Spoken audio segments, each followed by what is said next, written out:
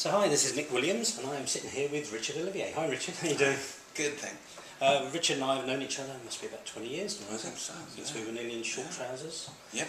We met through Robert Bly, and that worked, didn't we, many years ago. So our paths have been crossing for many years, and you have very kindly offered to come and give a talk for the Inspired Entrepreneurs Group in November. I think it's November the 24th, isn't it? And you're talking about self-leadership.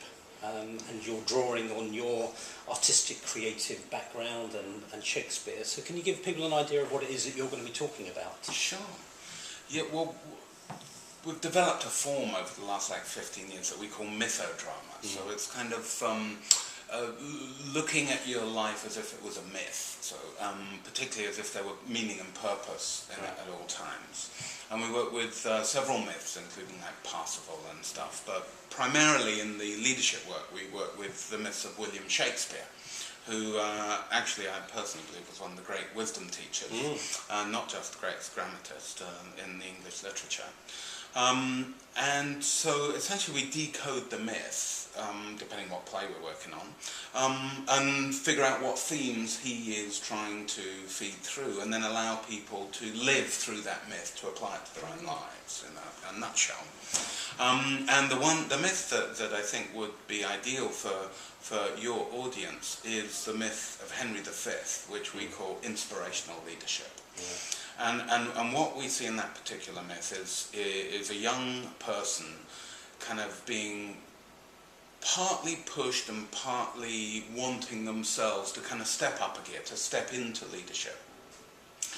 And he's had a bit of a dodgy past, so he's had some big nights out of the pub that he maybe shouldn't have had. Sometimes people don't quite trust him. So he has to establish credibility.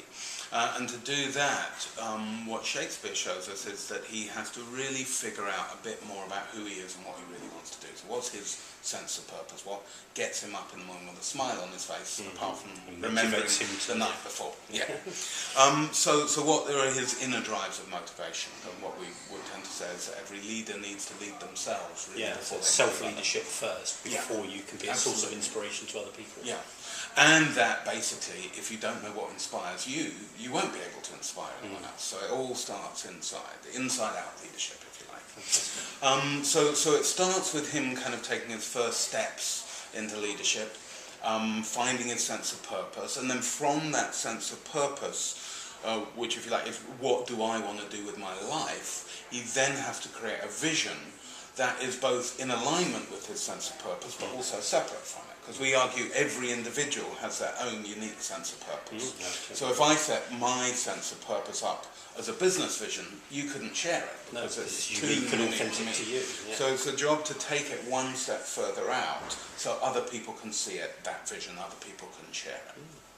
So the whole of Act 1 is that process, and depending, what people who show up are interested in, because we'll start by telling the story and then kind of giving them a vote. So if they're interested in that, we might spend quite a democratic evening. Reasonably democratic.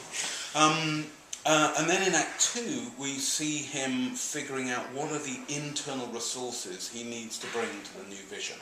We worked a little model from archetypal psychology that looks at 4 inner characters, 4 flavours of leadership. We call these the medicine woman, who's in charge of vision and innovation, the great mother, who's in charge of trust and emotional intelligence and building a team, the warrior, who's in charge of getting out there and getting it done and getting results. Kicking ass. Exactly. And the good king, who's then in charge of strategy and overview and logical analysis of where we go next.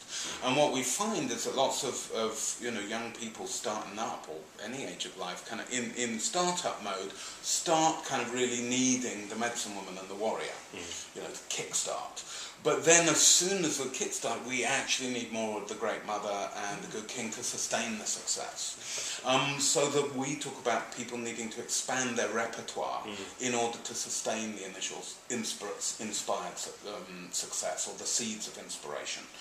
And we'll probably have a little look at that at some point in the evening. And then the other 3 acts, which if people are interested, we can have a look at. One is about motivating yourself and others when things start to get tough, as they inevitably do. So once you put plan A on the ground and it goes wrong, how do you motivate yourself for plan B? Act 4 deals with the kind of classic leadership dilemma, really, that we call surviving the dark night of the soul. So I'm sure you'll have experienced it. I've experienced it many times. Just a few in my life, yeah. When things are going really tough, and what do you dig down to when it feels like the light's gone from the end of the tunnel? How do you reignite the flame inside in order to hopefully take that out to others on the outside? And that's quite a deep piece of the play and the myth, and hopefully people who are interested will have a look at that. And then Act 5, if we get all the way through and survive the big battle of It should be by about midnight. This will be, yeah, but I've been that on the third day. Yeah. We have an option to look at how do you turn the battlefield into a garden. So how do you really create the platform for sustainable long-term success and get off the kind of short, quick win, short-term thinking.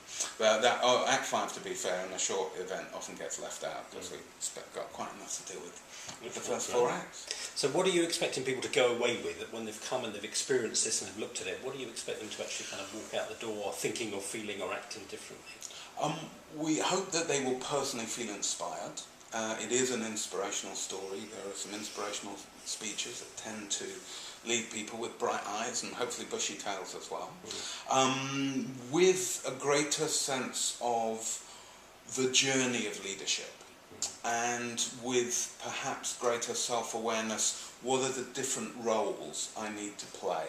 And is there a role that I need to play that I actually find quite challenging and difficult that I need to actively develop in order to really achieve? Accessing new resources and identifying what those resources within them might be. Yeah, and occasionally what are the blocks to me really being able to own that resource, and how do I overcome those blocks? Fantastic.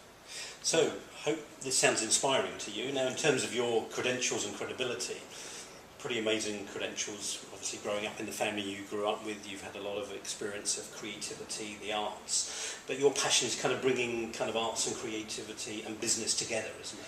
Well, probably more even like the wisdom from the arts with human development. I mean, what I'm passionate about really is teaching. I love teaching. I love helping people and hopefully helping myself to achieve all of my potential. You know, I think far too many of us walk around, as Jung once said, as if we were walking in shoes that are too small for us, so people kind of take being a little pinched steps. life rather than a fully expressive. And how to express your life fully and appropriately, you know, and ethically and responsibly, but not limiting yourself. And that's my passion. And last 10 years I've focused mainly in the business world, leadership management, and the company to do that is going really well now, and I'm starting to turn my attention slightly back more into the personal development and community development world, just to really see where the method drama might be of service. Wonderful. Well, thanks for taking the time to talk to people, to let them know what they're going to get from coming to your evening. Really look forward to seeing you there. Hope this has inspired you either to do some more work with Richard generally and the Method Drama project, and to come along to our evening talk. So thank you very much indeed, Richard. Cheers. And thanks for watching.